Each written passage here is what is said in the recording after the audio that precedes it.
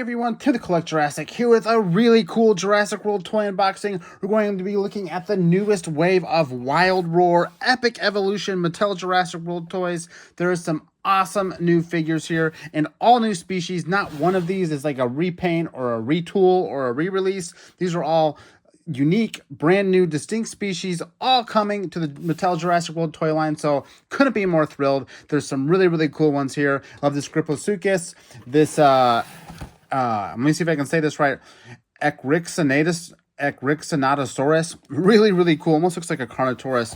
All the paint jobs look cool on these. There's some cool new features that are new just this year from Mattel Jurassic World toys that I can't wait to talk about. So lots of exciting, fun stuff here. Let's go ahead and jump right in.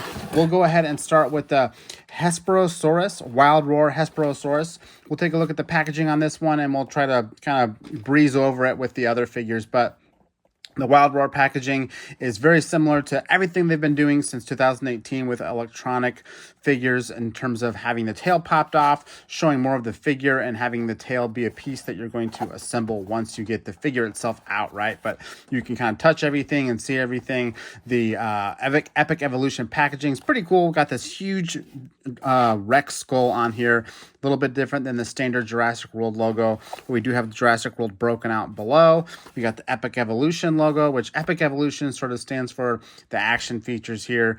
I know on some of them that literally there's like spikes and stuff that come out. For these ones, it's literally just sort of a roar and an action feature. So no real evolution here per se, but that's where it comes from. Jurassic World logo on the side. Then on the back we have the demonstration of the action features and that scan tag too, which I will remember to do on every one of these figures. Trust me, it'll just take me a little bit to remember. I might have to go back at the end and pull them all out. But you can see on this packaging we also have the little biome for each figure. So this guy's like kind of in a swamp. Megalosaurus here looks like it's on a savanna. We have Gryposuchus in sort of a waterway, and then a mountainous area for the Ekrixinatosaurus. So pretty cool stuff that they're still bringing up on the biome. I think the backgrounds for these are all a little bit different too in terms of like color tone. Yeah, see, they all kind of match color tone wise the biome they're in. So that's kind of a fun color-coded feature too, I think, to kind of add a little bit more storytelling, a little bit more pizzazz to these in terms of the packaging. Lets you kind of figure out what area they're from. But let's go ahead and pop the figure out. Enough about the box, right? So a couple quick snips will get us the bulk of the figure out. Then we'll be tasked with getting out that tail too. So let's see if we can pop him out pretty easily. And the tail's back here, sort of like on a blister. So I'm gonna have to mangle this box a little bit to get my bearings here. Oh no, the whole thing is a blister, so I'm gonna have to pop it out. The whole tray holding it in, it's kind of part of that piece. So there we go, popped right out. And his tail is literally just the very last piece of it, so he actually mostly fit in there. So it should just pop into this hole back here, and then it's good to go. And we get the full size Hesperosaurus right here. Beefy figure, large figure in my hands. I mean, I have normal size adult hands, and it's a pretty big figure, pretty solidly built too, doesn't feel hollow or empty. It's quality plastic stuff. Let's talk about the articulation first. It looks like we have some back leg articulation, really smooth, on a smooth ratchet. Looks like they do go outward from the body too. So instead of just going back and forth, we have a little bit of an outward articulation too. So you can see how I'm moving the leg out on that side and out on that side. So you can kind of get him to do a little bit more articulation by adjusting those legs. Really high hips. Do you see how high those hips are from the back? But yeah, I always like when they add that extra range of the legs that go in and out from the body versus just back and forth. It gives a little bit more.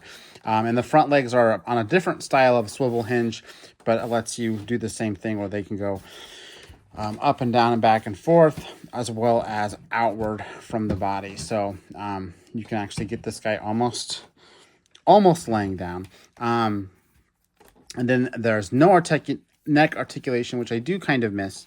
Just the mold goes straight into the body. No mouth articulation, and I believe the tail articulation is going to be part of the action feature. So it does move to the touch, but we're going to want to move it with the actual action feature here in a second. Paint wise, love the strong base color they have through this. This is a good example of using sculpted plastic and minimal paint to actually get quite a bit of an interesting deco on a figure. And what I mean by that is minimal paint. We have a little bit of patterning on both sides on the first part of the body. We have a little bit of paint on the face of the figure, as well as the eyes themselves and the beak, but the same sort of tone of paint there. Otherwise, that's the only paint on the figure. It's sculpted plastic throughout. So all of this color is sculpted plastic. These plates on top are sculpted plastic. I want to say even this plate by the head is sculpted plastic, so you don't have to worry about paint rubbing off on these. And you know, if you had this in the toy box and there's things moving on it, this is the color of this plastic, and it's a little bit softer too. So it'll take some abuse and it won't have any like paint marks on it. So wonderfully engineered from that regard. No paint on the nails either, but we're kind of used to that by now.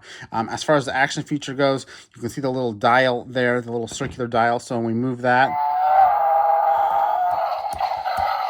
he does a little tail swinging. Looks like if you roll... He's a noisy dinosaur, but if you roll it back and forth, the tail actually swings back and forth. Or you can roll it all the way and it kind of kicks back. You can see it kind of kicking back. But I like that you can just swing it like this too. So that's all done by just moving this dial back and forth. That's actually textured like the skin, so it blends in pretty well. So that's pretty fun. I think I dig the smoothness of that. Works really well.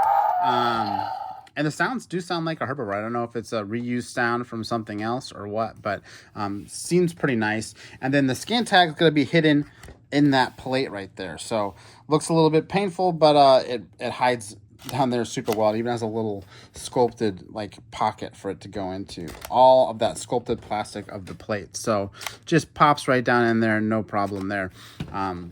Looks really, really nice. Yeah, I mean, I wasn't really too stoked about this one because I have enough of these stegosaurs, but this is a nice little solid figure for sure versus, you know, some of the cheaper, lighter figures we've gotten. This one feels pretty substantial. I'm not going to pull every version of Stegosaurus out for or a Stegosaur rather, out for a comparison, but I will pull a couple that are, you know, sort of in the same range. We have Kentrosaurus from Camp Cretaceous's Dino Escape line. So these were basically the same price point, so basically the same size. They have similar length, similar height, so very comparable figures. But hey, I really like the colors on the Hesperosaurus. Probably prefer them to the Kentrosaurus. I like the way the plates are a little bit lighter, so they pop off a little bit better. So Hesperosaurus, pretty cool figure. Oh, one more. Let's go ahead and do the Stegosaurus just because I feel like these are all in the same color tone. This is the one of these action attack dual strike Stegosaurus. I don't recall specifically which one this is, but you can see it's still a little bit bigger than the Hesperosaurus we pulled here, but a nice range of different species with different features. Hesperosaurus definitely feeling a lot like a Stegosaurus, just with smaller plates and a little bit bigger hind legs, but very similar in a silhouette to the Stegosaurus. Just, again, smaller plates, fewer plates, and, you know, kind of like a bigger back leg situation going on in proportion to the rest of the body. But I love how this guy has that neck articulation. I missed that. I think that's a fun thing to have on Stegosaur figures. Even the Kentrosaur has it too. Lets you do a little bit more, you know, emotion, or I guess some sort of, you know, behavioral expression than just having it static like it is on the Hesperosaurus. So probably be my one little nitpick on that figure. But let's go ahead and jump to the next one. Hesperosaurus, definitely impressed though. We'll go ahead and pop out Megalosaurus here. I won't talk about the packaging since we kind of covered that already. But again, this is supposed to be sort of a Savannah-esque figure. So pop this out. And this is Mattel's, I don't even know how many we have now, sort of like theropod dinosaur you know, not T-Rex, not Allosaurus, not Raptor, but somewhere in there, Megalosaurus was one of the ones we were missing. So now we have it. Got the tail popped on there. And again, another just really solid figure. Very heavy, not feeling too hollow. I'm going to test articulation. Yep, it does have those legs that branch out too, which, you know, we missed the past couple years with the action features being tied to the leg articulation. Now we are back to kind of being able to have those legs be able to splay out. They are also moving on a ratchet.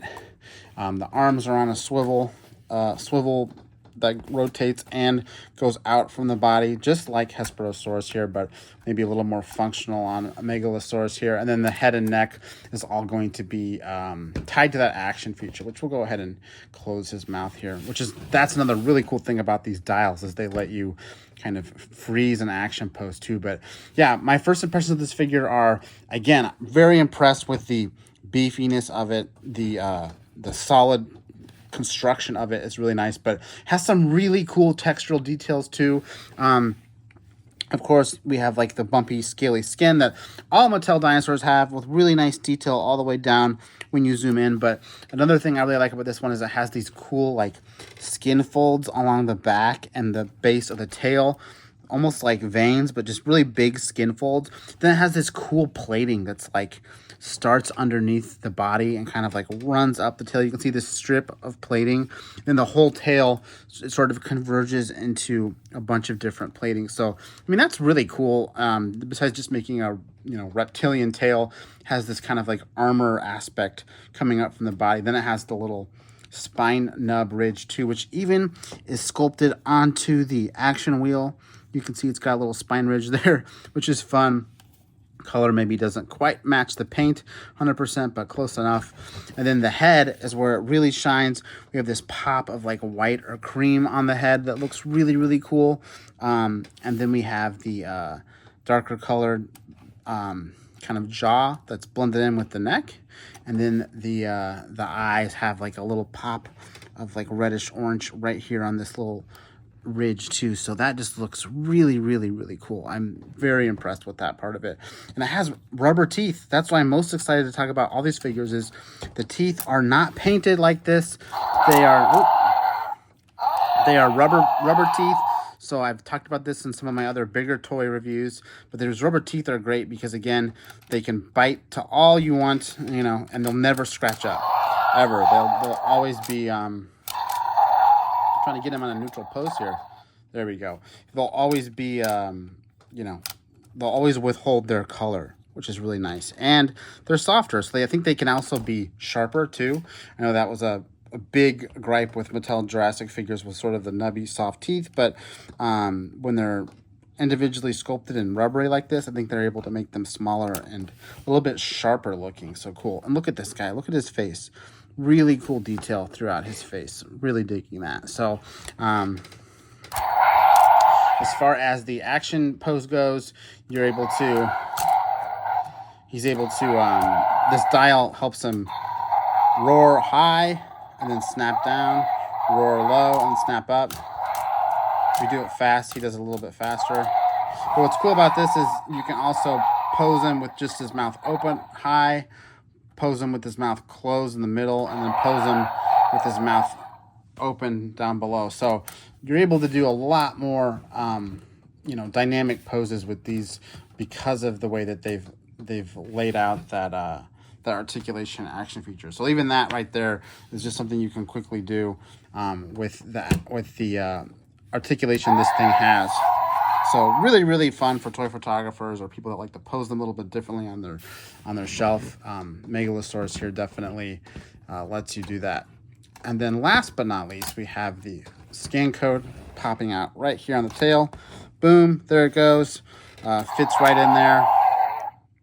Can barely tell it's there. That wheel, on the other hand, looking a little bit more obvious, right? But still looking okay. All right, and then I want to do a quick comparison to another figure that this one reminded me of, which is the one of the Roarivore Metracanthosaurus. I think this is the second version of it we got. I picked this one because it's very red, and it reminds me a little bit of Megalosaurus's orange. This guy, of course, used to roar. It looks like his battery's maybe dead. That's what's sad about these Mattel figures is I haven't had this guy for more than a few years and his battery's already out. So kind of a bummer there. That's his mouth though. But that's all he does. And he has the articulation too. But you know, you can see that the footprint that these figures have had, these electronic assortments, hasn't really changed over the years. You know, still just as long, still just as tall, still just as much plastic. I would say that this one feels a little bit more solid in terms of like balance and construction than these old ones do. This guy loves to fall over. But gotta note, look at those painted toenails. Really add something cool to the figure that these ones don't have. These ones also have paint that extends down to the tail to help blend it better. And I don't think any of these new figures do that. But they have gotten a little bit better about making it not as obvious that there's no paint sort of behind the midsection. But you can clearly tell they quit painting past the midsection. You just have these lighter colored spots. So a couple things I wish would come back. That I wish would come back that we've kind of left behind: the tail claws and the toenail claws painted, and the tail claws. In the perfect world, we get those front claws painted too. So I mean, this figure, excellent toy. Made even better if they just added a little bit more paint budget, but still an awesome toy, Megalosaurus. So let's go ahead and hit up the next one. Not a dinosaur, more like a reptile. This is Gryposuchus. Hopefully I'm saying that right. Gryposuchus and not Gryposuchus. I think it's Gryposuchus. Another good suchus. Of course, we'll do a comparison with Sarcosuchus, the other sort of crocodile-esque Mattel Jurassic toy, but let's go ahead and bust this guy out. We'll have to put his tail on as well. This guy definitely reminds me of a Nile crocodile, and I mean that in the best way. It looks really, really cool. So let me just pop the tail out here, to the best of my abilities. Almost got it. Almost got it. And do I have it? I think I got it. This one's really in there because it's a really long tail. Really big tail too. Ooh, it's got some paint on it too. Surprise, surprise. Wow. And we'll go ahead and pop this one on. And there's Gryposuchus here, very low to the ground. So hopefully you're able to see that on camera here. A very long figure, but yeah, very low to the ground. But yeah, that paint on the tail, I love that. There's no stripes like that throughout the body, but kind of makes the tail pop a little bit. Mold wise, this guy's again excellent. Love these huge ridges back here on the tail. He's almost got a metallic feel to him, the way that the paint is applied, the base paint, and then you have this softer, lighter color that extends into that bottom jaw, and the bottom looks very much like a real world reptilian there. Look at that feet. I mean, again, the articulation on these feet is limited, but at least the pose they're in looks really cool with all those skin folds and scales butting up against each other on both sides. Does look like that this has the same articulation in terms of swivels that move forward and backward and then outward for whatever reason. I don't know how much you'll use the outward of this one, but he can do it. Go ahead and pop those back in. Same thing with the back. It looks like they have very limited ability to pose outward from the body if you want that, but I'm going to push them. It's a very small range of motion, but it does that, and then it also goes back and forth. So we'll keep them close to the body, as I think they're sort of supposed to be in the neutral pose. And then yeah, the tail. Oops, the tail just popped off. Get back on there. And then the mouth and stuff is going to be tied to the action pose. But again, nice, tons of little teeth, all rubberized here. You can see them bending under my finger, but they just pop right back into place. Figure like this before would have been a nightmare to try to collect without paint on the teeth. But now you don't have to worry about it. It's all part of the sculpted plastic. And then it has a nice, not a mixture of, I guess it's sculpted plastic, sort of a light pink mouth on top and the bottom. So really nice. Then it has these little frills in between the jaws there that look really nice. So then the teeth, then the eyes, how they have a little ridge line on top too with a little couple spikes that pop out, looking really cool. Definitely reminds me of a Nile crocodile with how narrow its snout gets. Definitely something a little different. And then it also has the So it has the ability to snap left and snap right. And if you're careful with it, you can also get it to stay in place. Not quite as easy as my Megalosaurus, but I can get it to kind of stay into place if I, yeah. So you can kind of keep it posed, and then, you know, we'll throw another guy in here. You know, you don't have to like stick something in a button or something to get it to stay like this. It'll literally just look like this. And then it can, pretty cool. I don't recognize those noises if those are from another Mattel figure, but they certainly seem new to this one. I'm hoping they're somewhat new, but really nice, smooth action feature. Looks really nice. Again, I love that you can kind of lock this guy into a pose too. So, and then we also have that scan tag here right behind the dial. Pops right out, nice and big. Again, the details are sculpted on the top of that door and the dial. You can see the little nub of those little spikes it has on its back are actually on that, but hides right in place. Comparison-wise, why don't we go ahead and bring out Big Brother Sarcosuchus. Definitely is meant to be a more expensive toy, so it's a little bit bigger, but you can see how they stack up to one another anyway. I want to get their mouth open. There we go. You can see how they stack up to one another. Definitely have huge mouths still.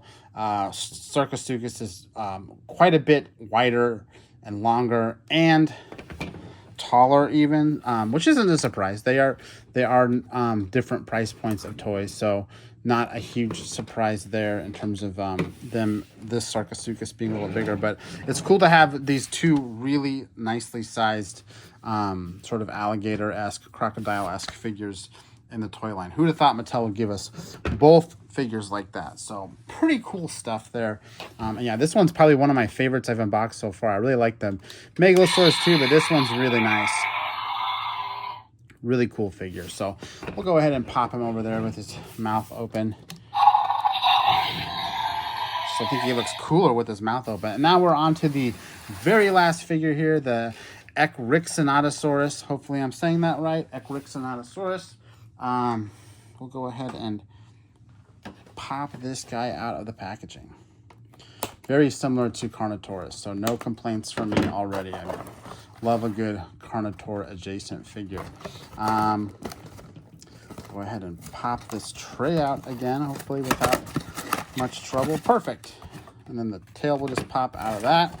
Go ahead and throw the box to the side and pop our tail on Ekrixinatosaurus here. This was the one I was looking forward to the most, probably behind Gryposuchus. It's just a really cool looking figure in terms of paint and sculpt. So I'm just testing out the feet there. They do go back and forth from the body, so I can kind of get him standing more squarely than he was in the package. I think I got it. Maybe this leg can pop in a little bit more. There we go. He's got a nice narrow stance. So you already saw me demoing that articulation it has with the legs. The little tiny arms, similar to Carnotaurus, are very small, but they also rotate around and back and forth. So even smaller proportionally than the Carnotaurus or something like that, which is cool. And then we have the tail that kind of rotates, and everything else is tied up with that action feature. So let's go ahead and take a deep dive into the sculpt and the paint. First thing I noticed was the tail. Again, similar to the other figures' tails that have a lot of nice detail that go throughout the tail. It has these like barbs that almost remind me of an armadillo that sort of start to layer on top of each other at the tail to kind of make like almost like a braided sort of effect. But all those little knobs kind of spread out as you get up to the top of the body there. Great detail, nice proportionally, I wouldn't say small, but appropriately sized feet for this one. They're not big oversized. They make the figure look quite realistic with those revised proportions. Even I think Megalo has a little bit bigger feet for the kind of figure it is. So, and I like these smaller versions we have on the Ekrixinatosaurus here. But the paint is where this one really shines for me, because I love the way that they use this sort of grayish base color, then popped it with this almost like It looks like tribal paint a little bit on the back that comes up through the neck. It just looks really cool and helps this one pop out a little bit more, featuring otherwise pretty muted colors. Then on the head, we have this darker paint that makes this look extra ominous, makes that red eye pop all the more from there. And I love how they kind of defined a harsh line with the spikes here, but they really painted it really well. I don't know how they paint these things in the factory per se, but they have a really crisp edge.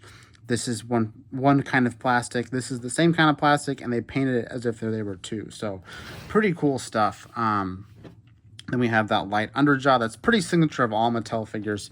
They try to make that jaw a different color, and then they blend it ever so slightly with the paint. Could that paint have come down here in the body? Maybe, but I don't miss it. I kind of like the grayish body part of it. This guy has, similar to the Megalosaurus, he's able to roar up and down, and you are able to dynamically pose those. So we can just do the main closed mouth, head forward. We can do the jaws down, jaws up, all that good stuff. He also has a little sculpted plastic gums and a tongue. And then, yep, you guessed it, rubber teeth that look and feel great. I really like this guy. Just a really sharp looking figure. He's got a small head, he's got a small arms, but it's a beautiful sculpt. And then, you know, honestly, I've never heard of this one, so it makes me want to learn more about it. Oh, look at those tail folds. I mean, look at that. The sculpt detail Mattel has, I feel like, is undersung sometimes, because even this little detail there with the wrinkles around the base of the tail, I mean, they didn't have to do that, but it just adds to the realism of this sculpt. So really pleased with this one. Probably my favorite of the bunch, but honestly, oh, real quick, pop up that DNA tag so everyone gets a nice good look at it. Again, hidden there, they got the bumps on the dial for the action feature as well as on the door, but expertly hidden. But yeah, I mean, this whole wave is honestly one of my favorite electric assortment waves of probably all time from Mattel Jurassic, which is saying something. But you know, we have so many repaints and re-releases and retools. It's so refreshing to get 4 all new figures that are all excellent. I mean, I don't think I have a major complaint about any of these. Even like maybe not the most exciting species in the world, looks pretty much like a Stegosaurus. Doesn't have articulation on the mouth or anything. It's just a solid toy. I mean, this is just, again, really solid, large toy that feels really good in the hand, and has a great action feature. Megalosaurus, for being sort of a generic theropod, still looks really cool and has lots of cool molding features throughout, and of course the ability to dynamically pose it with the dial is cool. Gryposuchus, you know, another just sort of unexpected prehistoric species to add to the line. And then Ekrixinatosaurus, love that one. I did want to do a quick comparison before I completely sign off. I know I was kind of getting ready to say bye to everybody, but I did want to take a look at how much of an improvement Ekrixinatosaurus is versus the Scorpionator from Dominion. I mean, these are definitely very similar silhouettes. They got the bigger legs, the very tiny arms, all that good stuff, electronic features. But look how much better the faces look between these two figures. The smaller teeth definitely help. The massive gaping yellow eyeball looks really bizarre. And the head just looks too big for the body compared to the Ekrixinatosaurus. So I want Mattel to continue to sort of chase this more paleo-accurate aesthetic versus this that's a little more animated looking, a little more like a toy, to be perfectly honest. But I think there's a nice balance somewhere where it can still feel like and look like a toy while having a little bit more realism infused into it. So that's what my favorite of this whole wave, Ekrixinatosaurus, does for me, is really drive that point home. But again, an excellent wave of toys available right now. I'll go ahead and put the links in the caption if you want to grab these for yourself. Couldn't recommend them more. A great wave from Mattel for Epic Evolution, the Wild Roar figures. But I think that's all I got to say. Again, I'm Tim with Collect Jurassic. Thanks for watching, and I'll see you next time.